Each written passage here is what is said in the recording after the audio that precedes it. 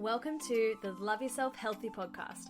I am Melanie Lillis. I'm an eating psychology coach, nutritional therapist, and I have my Bachelor of Physical and Health Education. Throughout this podcast, we are going to be diving into the realm of eating psychology, body image, self-love, and creating a healthy and happy mind. I cannot wait to share my knowledge with you in hope that it's going to positively influence your life.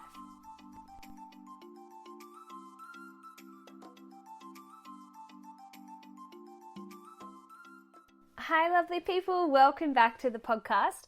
Happy Easter long weekend. I hope you all had a fantastic time. I know that I've enjoyed having a bit of a break and spending time with friends and just eating my body weight in food. Pretty much that's all I have done the whole weekend. And if you follow me on my Instagram, which you should, it's BearXBrave, then you would have seen I did an Instagram post and I did an Instagram story about how to not feel guilty over this kind of period when you overindulge and all of that, and also how to allow your body to be in the best metabolizing state when you do kind of overindulge. So if you haven't seen that yet, go to my Instagram, BearXBrave, and click on the self-love highlight, and it will all come up in there. So if you're new to the podcast, what I like to do at the beginning of each podcast is share a listener review or a message that they have sent me. So if you want to be on my podcast, just send me a review or send me a message to my Instagram and I might share your message on the podcast. So this week's message, I'm not going to share this girl's names because it has something private in there which I'm not sure if she wants me to share about. But what she said was, "Hey, I've listened to all your podcasts and I love them so much. I need more. I'm currently on a journey to recover from binge eating and you've inspired me with some great tips. I was low-key fangirling when you liked my pics." So thank you. You know who you are. We had a really nice chat back and forward. I gave her some advice on things to do. So if you're struggling with anything and you have questions, please feel free to message me because I actually do write back to absolutely everyone and I do my best to help as best I can. In today's podcast, I want to tackle the topic of dieting. The big topic. It should be highlighted with signs and everything like that. It's a massive topic to cover. And at the end of this podcast, actually, I have a bit of a hashtag movement that I would love for everyone to get amongst. So please, please, please stay tuned for that. So when we think about or talk about diets, everywhere you look, you'll see ad campaigns, pictures, TV commercials, Instagram posts, etc., all about how to lose X amount of weight fast. There are so many fad diets that come and go, and I know that I was so gullible when it came to like a quick fix or just following the latest trend, as I know so many of us are. And don't get me wrong, when it comes to dieting, they do in fact help us to lose weight. And they definitely can be really beneficial for anyone who has certain health problems or that are quite overweight or obese and it's, damaging to their health. So when I'm talking about all of this, I'm not talking about people who have health issues, and I'm not saying that diets do not work. But 90% of the time when we go on a diet, we gain the weight right back. And then we create a constant cycle. So have a think about this. If you are a dieter, I know that I did this all the time when I was in my dieting phase. You'll try a diet and you might lose X amount of weight and then you go back to eating normal and you gain the weight right back. And then you do a diet and you might lose some weight and then you eat normal again and you gain the weight right back. It is just a constant cycle. And it's so funny because you'd think that people would be smart enough. I mean, we eventually figure it out, but you'd think people would be smart enough to go, hang on a second, okay, this diet makes me lose weight, but then I'm just going to gain it right back. So why am I putting myself through all of this kind of like sabotaging and like hard dieting when I know that it doesn't work? Why don't I try and find a diet that's sustainable? So when it comes to all these different types of diets, there is a kernel of truth in most of the diet plans. So for example, with low carb diets, it is true that a diet in high processed carbohydrates is typically not the healthiest option. But what a lot of these diets do is they cut out a main macronutrient. So we are talking about carbohydrates right now. They tell people to cut out things like healthy whole foods like fruit, sweet potatoes, all that delicious kind of beans, and it becomes unsustainable both practically and nutritionally. So even though some of these diets may be effective weight loss methods for a short period, by taking nutritional principles to the extreme, it makes it nearly impossible for us to continue following them indefinitely. And that is part of the reason why so many people have tried such a wide range of diets. And I remember when I was in my dieting phase, I literally thought that carbs were the devil. Like, I literally never ate bread, which is hilarious because it's not unusual for me to eat 4 pieces of bread in a day. But what I noticed when I was doing diets, like low carb diets, which was probably the biggest one that I kind of would always try, it was that I was always hungry. And I now know that if you deprive your body of a main macronutrient, your body is going to send signals to the brain to tell you that you're hungry. And it's not going to stop sending signals to the brain until it has got what it is after. The body is so smart. You could be doing a low-fat diet and you're probably thinking, why am I always hungry? Why am I always hungry? Like, you get ravenous and you experience all these health conditions, and it's because your body needs balance. Your body is always trying to reach balance. Even when I wasn't focusing on a diet that was lacking in a main macronutrient, I was still hungry 24/7. And this was because of the quality of food that I was eating as well. So this is another thing you need to take into consideration. So you could be eating carbs, proteins, or fat, and you still might be experiencing these symptoms. And that's because if you're eating things like sugar-free jelly, diet protein bars, diet soft drink, or anything, artificial fitness foods, which is exactly what I was eating, there are literally no macro or micronutrients. It's not nutrient-dense food. So your body is once again lacking, and it's going to keep sending signals. And for a lot of people, this is actually how binge eating begins. Because our brains keep sending signal to eat, to eat, to eat, your body becomes so hungry and you just start losing control, and you'll shove food in your mouth because you're in autopilot.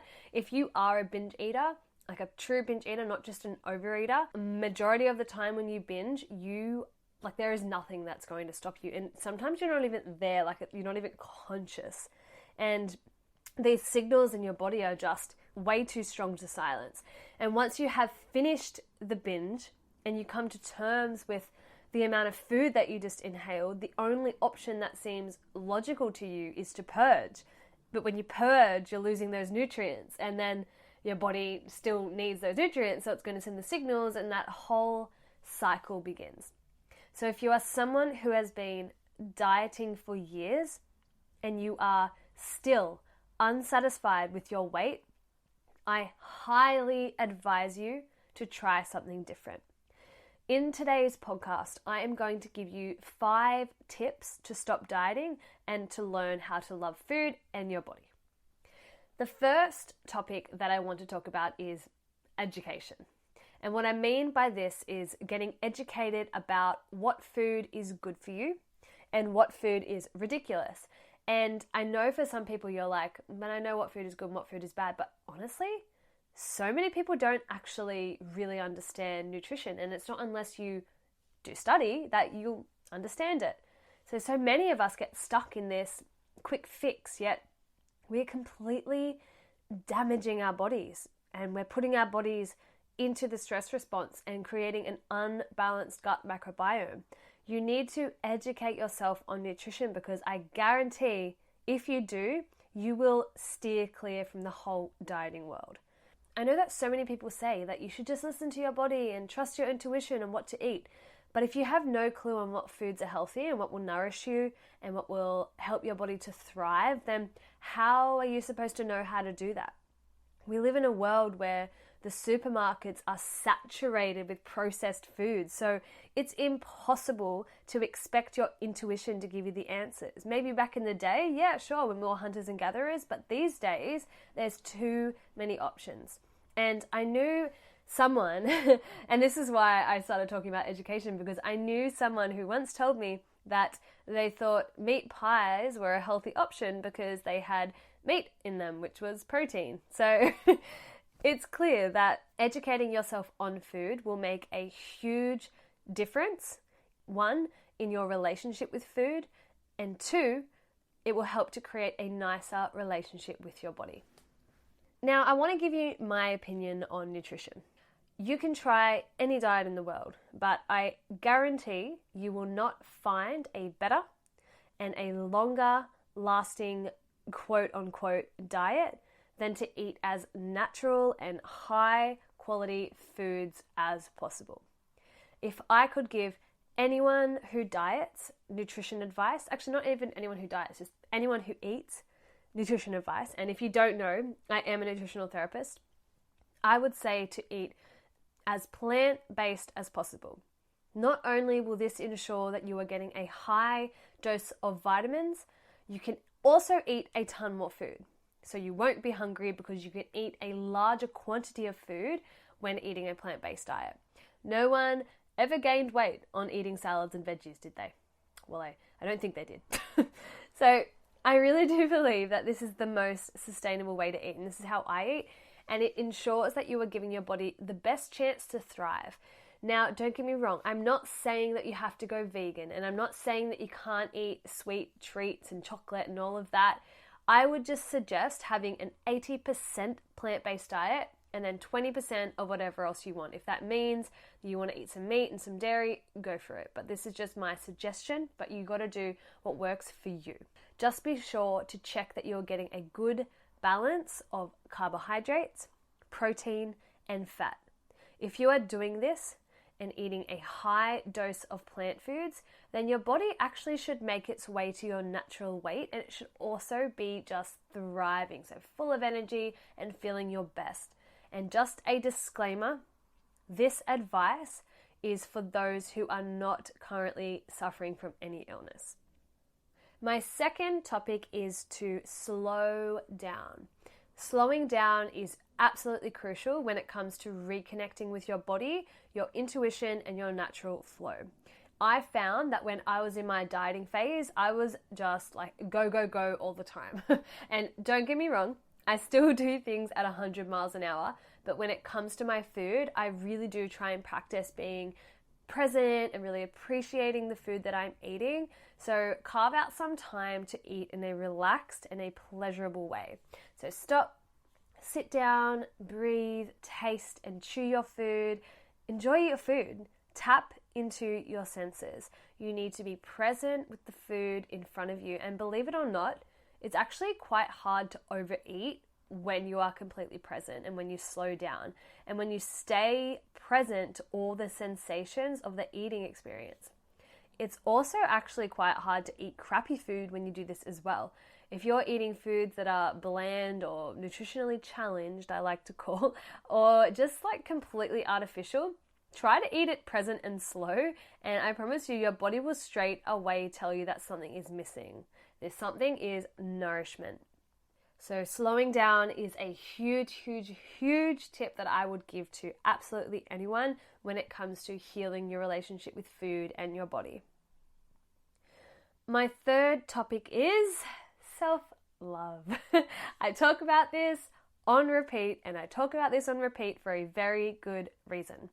You will not be able to stop dieting and magically love your body until you start to practice self-love. Loving your body does not happen overnight. It is a journey, but once we can learn to love and appreciate all that our body does for us, we can start to disconnect from the need to punish ourselves in the form of a diet. There are actually a few people out there who are starting to bag out the whole self-love thing, but I think that's only because they don't actually understand what this means. And if you do follow me on Instagram, BearXBrave, then you may have seen my Instagram story last Thursday about how my self-love routine was one of the main reasons that I overcame my eating disorder. And without creating these specific daily routines, I don't know if I would have been able to change the damaging and the toxic thoughts that constantly went on in my head minute after minute. When you do self-love practices correctly, you will start to see a major shift in your subconscious mind.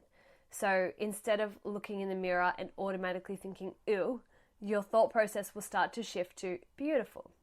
After all, it is our mind that is the reason we hate our body. It's not the reason that caused it in the first place, but it's now the reason that you're still stuck there. So when relating this to food, being able to change the way we perceive ourselves and our body will drastically change your relationship with food to a more calm and a happy one. Because instead of seeing food as the devil, you'll start to see food as nourishment.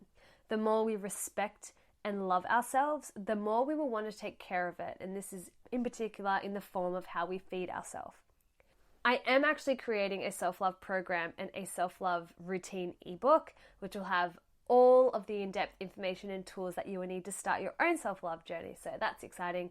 Just look out for that. It will be released hopefully shortly. All right, my fourth topic that I want to talk about is gratitude. Gratitude can be extremely beneficial when it comes to quitting your diet and healing your relationship with food in your body. If you're not sure what I mean by gratitude, essentially it is defined as the appreciation for what is, in your opinion, worth and meaningful to you. So when we can truly feel grateful for everything that our lives offer, we can slowly detach from the superficial world of, I need to be skinny. Each day, I like to remind myself of one particular thing, and I know this is going to be super cliche, but it really does put things into perspective for me, and that is, you only have one life. You will either waste it or you will live it to the fullest. You are the only person who can dictate that choice. I say it all the time, but imagine getting to the end of your life and knowing that you wasted so many years worrying about how your body looks. By no means am I saying that you should never have like a fitness or a physique goal, but hating yourself in the process is not going to get you anywhere. I would love for you all to try and practice putting things into perspective. You might want to do this in the form of journaling, or you can do it while meditating. Have a think about where you see your future self. Are you happy? Are you healthy? Are you still dieting? Do you still hate your body? I want you to picture that you are still dieting and you are still hating on your body. How does this make you feel? If it makes you sad and uninspired, then this is where the perspective comes in. If you continue along this same path that you were going, you are going to end up with a life that was dictated by a diet. How incredibly unfulfilling is that? We should be so grateful that we get to live on this planet for the 100 years, if we're lucky, that we do. We should be spending each day appreciating all of the things that are around us. The clean air, the amazing people, the delicious food, the animals, the house that you live in, the phone that you use to communicate, the internet, this podcast platform. We are so lucky to have all of these things and be able to live a life that really is in our complete control.